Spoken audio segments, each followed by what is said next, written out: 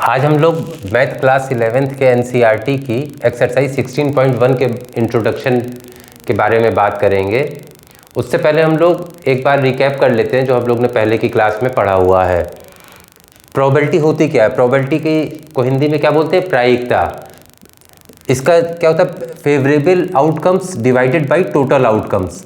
मतलब कि अगर कोई भी हम इवेंट कर रहे हैं तो उसमें हमारे फेवरेबल कितने हैं डिवाइडेड बाय टोटल आउटकम्स। ठीक है, ये टोटल आउटकम्स क्या होते हैं? ये हमारी सैंपल स्पेस होती है जिसके बारे में हम लोग बाद में बात करेंगे। अब देखिए, मान लीजिए कि हमने कि एक कॉइन टॉस करा है ना। अब कॉइन टॉस करा, अब हम अगर ये कहें कि हेड आने की प्रोबेबिलिटी क्या होगी, है ना, तो अब पहली चीज़ क्या है कि टोटल आउटकम्स कितने हो जाएंगे? या तो हेड आएगा या टेल आएगा। ठीक है, फेवरेबल क्या हो गया? हमारा इवेंट क्या है कि हेड आए, है ना, तो हेड आने की प्रोबेबिलिटी क्या होगी? 1 होगी। और टोटल आउटकम्स कितने हो गए हमारे? 2 हो गए। तो हमारी प्रोबेबिलिटी क्या हो जाएगी? 1/2 हो जाएगी। तो हमारा कहने का मतलब क्या है कि हमारी प्रोबेबिलिटी कहलाती क्या है कि total favourable outcomes divided by total outcomes. फिर हम आ जाते हैं probability lies between 0 and 1। Probability हमेशा 0 और 1 के बीच में लाई करेगी। इसकी वैल्यू 1 से कभी ज़्यादा नहीं होगी और 0 से कभी कम नहीं होगी।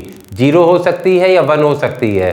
0 से कम नहीं होगी मतलब कभी भी निगेटिव में नहीं होगी। अगर कोई है निगेटिव में बता रहा है प्रोबेबिलिटी, तो इट मीन्स कि क्या है, वो गलत है।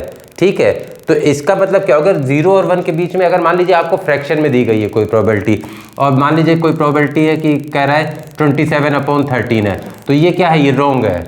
क्यों? क्योंकि इसकी वैल्यू हमेशा 1 से कम होगी।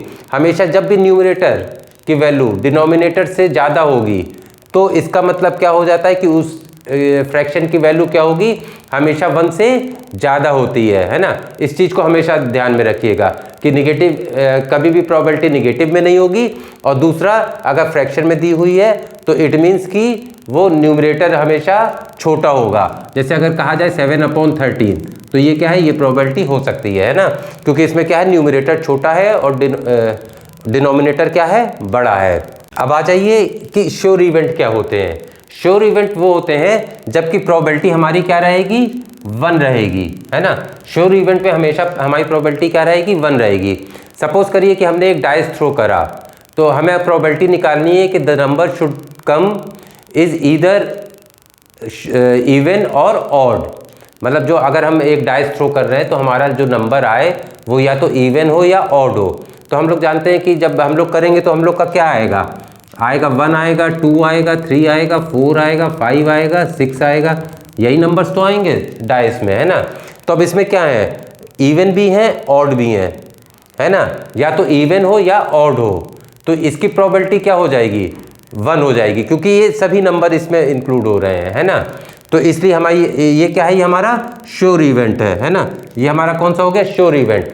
अब अगर बात करें इम्पॉसिबल इवेंट की, इम्पॉसिबल इवेंट कौन से होते हैं? इम्पॉसिबल इवेंट में हमेशा हमारी प्रोबेबिलिटी क्या होगी? 0 होगी। जैसे कि मान लीजिए सेम चीज़ हम ले रहे हैं कि हमने डाइस थ्रो किया और हम अगर ये कहें कि what will be the probability of getting the number 7, है ना। 7 आने की प्रोबेबिलिटी क्या होगी? तो 7 अगर नंबर है तो 7 नंबर तो आता ही नहीं है इसमें, है ना। तो ये क्या हो जाएगा? हमारे फेवरेबल आउटकम्स कितने हो जाएंगे? 0 हो जाएंगे। और टोटल आउटकम्स कितने हो गए? 6 हो गए। तो इसकी प्रोबेबिलिटी क्या हो जाएगी? 0 हो जाएगी। तो इसका मतलब क्या है? इम्पॉसिबल इवेंट हमेशा कितना होगा? 0 होगा। अब हम लोग आते हैं नेक्स्ट टॉपिक पे। अब हम लोग बात करते हैं रैंडम एक्सपेरिमेंट की। देखिए, रैंडम एक्सपेरिमेंट क्या होता है कि हम कोई भी काम कर रहे हैं तो उसमें हम क्या चाहते हैं, है ना, हमारे फेवरेबल क्या हैं और टोटल आउटकम्स क्या हैं। तो रैंडम एक्सपेरिमेंट में सबसे पहली कंडीशन क्या होती है कि इसके जो आउटकम होने चाहिए वो क्या होना चाहिए? 1 से ज़्यादा होना चाहिए। जो हमारा मतलब रिजल्ट है that should be greater than 1, है ना। अगर केवल 1 है या 1 से कम है तो क्या होगा? वो रैंडम एक्सपेरिमेंट नहीं होगा। मान लीजिए कि हम कोई कॉइन टॉस कर रहे हैं ना, तो भी उसके रिजल्ट क्या आएंगे? हेड या टेल आएंगे। ठीक है, 2 हो गए ना। तो हमेशा जो रिजल्ट आना चाहिए, हम कोई भी एक्सपेरिमेंट कर रहे हैं, है ना, तो उसका रिजल्ट हमेशा क्या आना चाहिए? 1 से ज़्यादा आना चाहिए, एक नहीं होना चाहिए, ना एक होना चाहिए ना जीरो होना चाहिए। उसका रिजल्ट क्या होना चाहिए? प्रोबेबिलिटी देखिए जीरो हो सकती है, लेकिन हम बात यहाँ पे किसकी कर रहे हैं? रैंडम एक्सपेरिमेंट की। ठीक है, तो रैंडम एक्सपेरिमेंट में पहली कंडीशन क्या है कि हमारा जो भी आउटकम होगा वो क्या होगा? एक से ज़्यादा होना चाहिए। ठीक है, दूसरा क्या होता है? Random experiment is called if it is satisfy it has more than one possible outcome. ये तो हमने बता दिया। It is not possible to predict the outcome in advance. जो हम कर रहे हैं एक्सपेरिमेंट, है ना, उसका रिजल्ट हमें पहले से नहीं मालूम है ना। अगर हम मान लीजिए डाइस थ्रो कर रहे हैं, है ना, तो इसका हमें ये नहीं मालूम है कि 5 ही आएगा, जो नंबर ऊपर आएगा वो क्या आएगा? 5 आएगा। ये हम प्रिडिक्ट नहीं कर सकते हैं। ठीक है, तो दो कंडीशन हो गई रैंडम एक्सपेरिमेंट की। पहली क्या हो गई है कि इट शुड बी, जो आउटकम होना चाहिए वो हमारा ग्रेटर देन 1 होना चाहिए, और दूसरा क्या हो गया? हम उसको प्रिडिक्ट नहीं कर सकते, हम उसकी भविष्यवाणी नहीं कर सकते, है ना। हम कोई भविष्यवक्ता नहीं है कि हमने पहले से बता दिया कि हमने कॉइन टॉस करा और हमने पहले ही बता दिया कि भैया क्या आएगा? हेड आएगा या टेल आएगा। ठीक है, अब हम आते हैं अपने अगले टॉपिक पे। अब हमारा आखिरी टॉपिक है इस एक्सरसाइज का, outcomes and sample space. Outcomes के बारे में हम लोग क्या कहेंगे? A possible result of a random experiment is called its outcome, है ना। कोई भी हम एक्सपेरिमेंट करते हैं, कोई भी हम इवेंट कर रहे हैं, है ना, तो जो उसके आउटकम्स होते हैं ना, तो वो क्या कहलाते हैं? जो उसके रिजल्ट, पॉसिबल रिजल्ट हो सकते हैं, सारे पॉसिबल रिजल्ट, है ना। जैसे मान लीजिए हम लोग ने कोई डाइस थ्रो करा, है ना, तो हमारे रिजल्ट क्या आएंगे?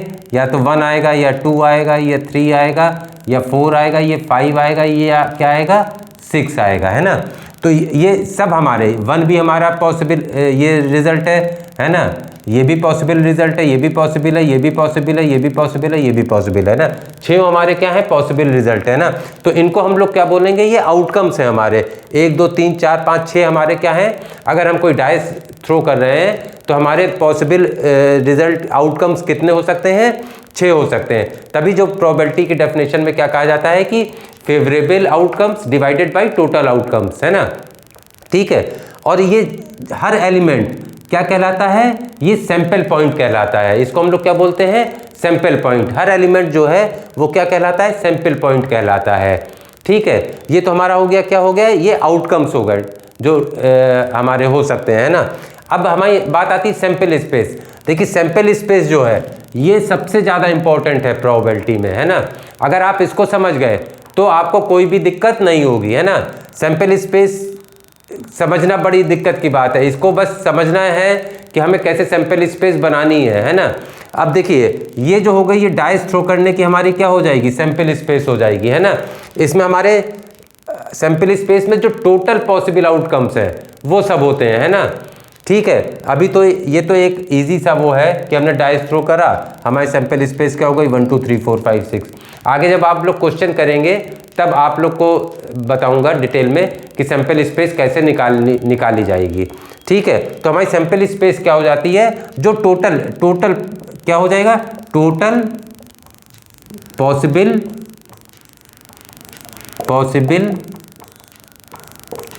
आउटकम्स, है ना। जो टोटल पॉसिबल आउटकम्स हो जाएंगे वो हमारी क्या हो जाएगी? सैंपल स्पेस हो जाएगी। अब आगे के वीडियो में हम लोग क्या करेंगे?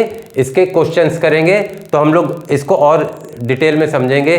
सैंपल स्पेस क्या होती है, आउटकम्स क्या होते हैं, कैसे क्वेश्चन के आंसर निकलेंगे। Thank you.